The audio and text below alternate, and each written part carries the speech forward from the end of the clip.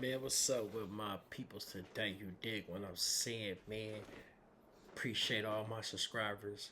And if you ain't subscribed, what's taking you so long, man? Hit that subscribe button for your boy. Hey, hit that notification bell. Hey, turn your boy up.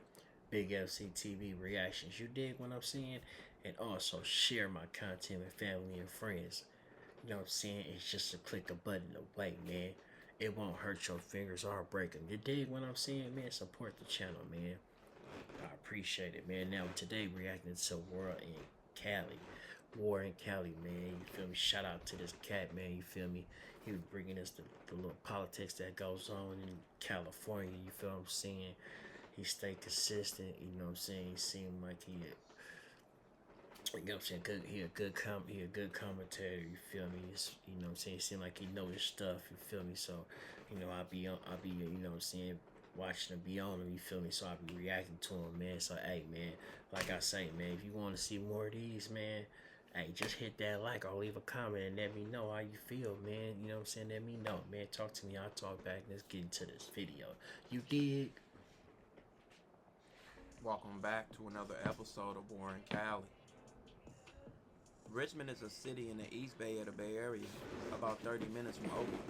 Richmond blew up during World War II because massive shipyards began building warships. It is now recognized as Heritage City. After the war, it went through industrial decline, economic struggles, and also the rise in crime in the late 80s and 2000s. At one point, it was considered one of the most dangerous cities in the U.S. Homicide numbers in the 90s peaked in Richmond, with many years reaching 60 or more murders. That's a lot for a population that never reached over 100,000 residents. Damn. The homicide rate reached 67 per 100,000 people. That's 7 times the national average at that time. The 2000 would still be high in crime, with averages being 5 to 6 times higher than the national average, and in 2003 will be one of those years. And that leads us to this case. So let's get into this story. Chan was a 15-year-old girl from Richmond. She was a high school sophomore and was said to be a scholar at her school, which she hoped to be a nurse one day. At home, Chan lived with her family, who valued education, structure, and staying away from street influences. Like many families trying to build a better life, they emphasized doing things the right way, and Chan followed that closely. Chan was the only girl in her family. Her older brothers was Fan, who was 22, Fan, who was 18, and her younger brother, who was 13. People who knew her described her as someone who stayed out of trouble, kept her head down, and carried herself with maturity well beyond her age. She represented stability and promise in a place where that wasn't always common. While she herself had no involvement in any criminal or gang-related activity, her household was not completely untouched by the realities of the area. Her older brother, Fan, had alleged ties to a local gang called Color of Blood, and that connection slowly brought unwanted attention to the family's home. It wasn't something she chose, it wasn't something she participated in, but it created a situation where danger existed around her Out of without her pocket. being a part of it. In the months leading up to October of 2003, there were already warning signs that the house had been marked. Reports indicated that the residents had been targeted before, including previous gunfire directed at the home and other forms of intimidation. These were incidents tied to an ongoing tension between two rival groups in Richmond, including one known as Sons of Death and another referred to as Color of Blood, that Fan was allegedly to be affiliated with.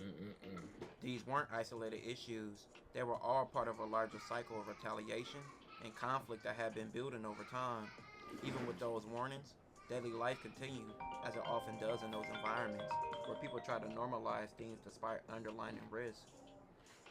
On October 14th, Chan was about to answer a knock Monday night at the front door of her Richmond home. "Who's that, Dad?" the 15-year-old asked. Her father told her he didn't know and warned her not to open the door. Before the door was even open, multiple gunmen opened fire directly through it.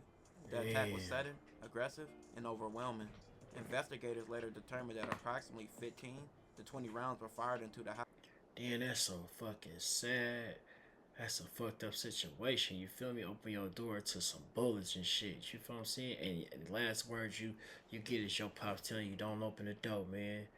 Damn, that's a fucked up situation, man. That shit was that. Damn, whatever he did, they was tripping, man. They took it to the brother front door.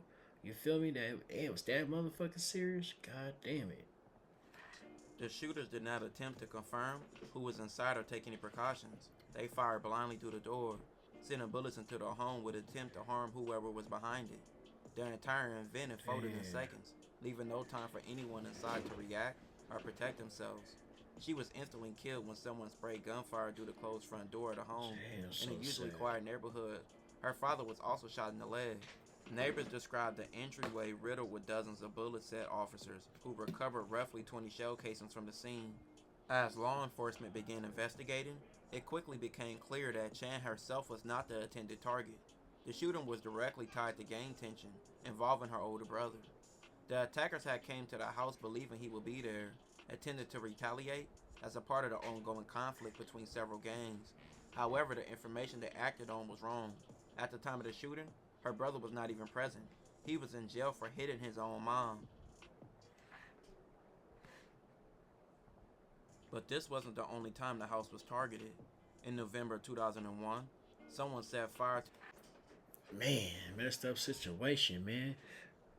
Because all I would say is, why the hell, if they feel like if the target ain't in their face, why shoot? You feel what I'm saying? Who the fuck? Come on, bruh. Where they does that at? You know what I'm saying? They rather take out an innocent person than go for who you want. Then it don't make no motherfucking sense. You feel what I'm saying? You know what I'm talking about? You know, and then this nigga a cat, he in jail for hitting on his mama. So he just ain't got no filter, no feeling, no nothing. He just a hard headed cat. Got his house targeted twice. You feel what I'm saying? But come on, y'all gotta understand, man. When it gets that deep, when your family and members get involved, you know what I'm saying? When they start doing that, that's when shit gets serious, man. You gotta start thinking, man. You feel what I'm saying? Cause that shit ain't cool. You feel me? They don't supposed to bring the lead family out of it. You know what I'm saying? But I guess I don't know if it's that deep that motherfucker had to bring your family in. They already came to your house and then they put your sister in it by taking her out. You know what I'm saying? That's fucked up. And then they said it was over 20 shots. So they basically saying like, all right, he ain't here. We just finna just hit everybody in here. That don't even make no sense, man. You know what I'm saying? That's why I don't get it. Like, I don't get this shit. Let's get back into it. out of the home. A year later, shots was fired at the oldest brother's car, which was parked outside. And 2 months before Chan was killed, someone fired a bullet that entered through a back window and went inside the kitchen. No one was hurt in that incident. Yeah, it's According to court retarded in this records, house. Kafan had previous convictions for reckless driving, possession of meth, and a loaded Glock 17 gun, along with trespassing, vandalism, and possession of a handgun, injury, and rings in another case, which was obtained by theft and extortion. In August of 2001, he was arrested for breaking into a home of a woman he had a crush on as she took a shower. The Richmond That community boy a also felt pervert. the impact. Chan's case became a clear example of He a how gangster gang and a violence can pervert. spill beyond its intended targets and affect innocent Look people. at that badass It kid behind there highlighted the swinging that little reality girl. that individuals who had Hella nothing to bad. do with conflicts can still become victims simply because of their area. Community members responded with candlelights, memorials, and conversations about how to prevent similar incidents from happening in the future. A man named Kwong was later arrested and was charged with murder and gang enhancements. His 2011 trial ended in a hung jury. In May of 2011, he accepted a plea deal and received 21-year prison sentence.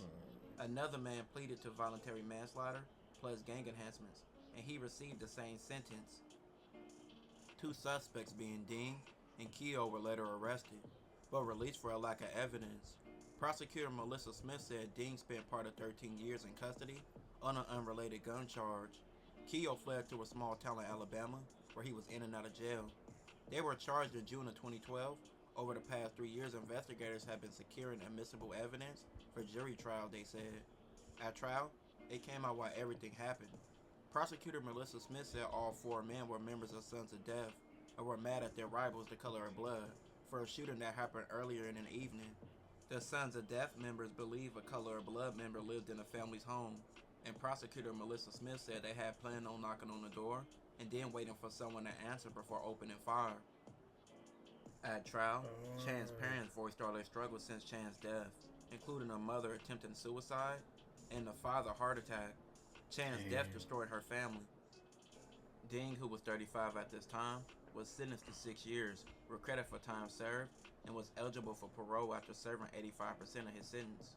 Keogh, who was 33 at the time, received 9 years, 6 for voluntary manslaughter, and 3 for use of a firearm. A major factor in this case was proven intent, and prosecutors believed the attack was a targeted retaliation, aimed for Chan's older brother. But since he wasn't even there, and Chan was the one killed, it complicated how charges were applied. In court, this falls under concepts of transferred intent, where someone could still be held responsible for killing the unattended victim if they were committing a violent act meant for someone else. However, proving intent beyond a reasonable doubt in a multi-person shooting is difficult. Defense attorneys often challenge whether their client actually fired a weapon or knew the full plan. In cases like this, even if a group acts together, the court still has to determine individual guilt, not just group involvement. That creates opportunities for reduced charges or plea deals, and that's exactly what happened here. Instead of every defendant going through a full jury trial for murder, some of them accepted plea deals. Two of the individuals eventually entered no contest pleas to voluntary manslaughter, rather than being convicted of murder.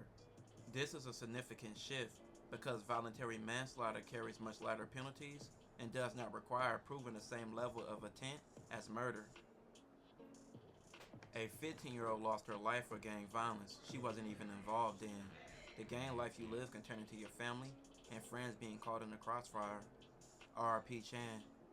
Damn, man. So fucked up, man. My condolences go out to her and her family, man. Pops, mom, going through it and shit, man. See, they don't understand. Kids don't understand out here, man. You know what I'm saying? When they be out here doing shit, you feel me? What it capable of leading to. You feel me? Like someone in your family getting hurt, you getting hurt. You feel what I'm saying? And then you leave the burden on your mom's, pops, granny, grandpa. You feel me? And they sitting there hurting, having heart attacks, stressed out, trying to commit suicide. You feel me? Because they lost their innocent daughter. You feel what I'm saying? Over their son stupidity, man. Because he ain't thinking he want to be a gangster and shit. You feel what I'm saying? Sometimes you gotta think. You know what I'm saying? Is it worth it? Oh, everything ain't worth it. You feel me? Joining shit ain't worth it. You feel what I'm saying? Because it leads to certain shit you don't want to get yourself really into. You feel what I'm saying? Some people just don't got no heart. You know what I'm saying? They just don't give a fuck. But you gotta understand, man, life is way more important than what you think. You know what I'm saying? You gotta live it to know. You feel what I'm saying?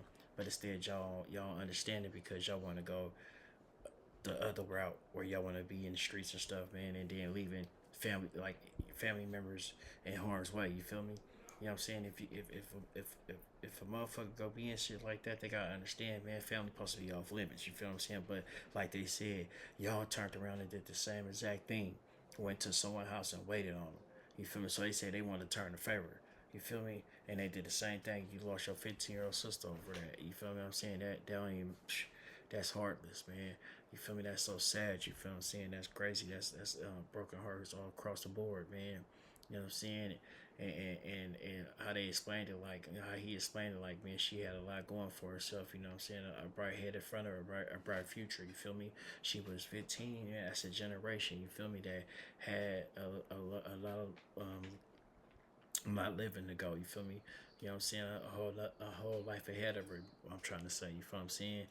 And they took that from her. They stole that. You feel me? Somebody do that, they stole that. You know what I'm saying? They took that from her, man. That's fucked up, man. But like I say, man, RP, man. You know what I'm saying?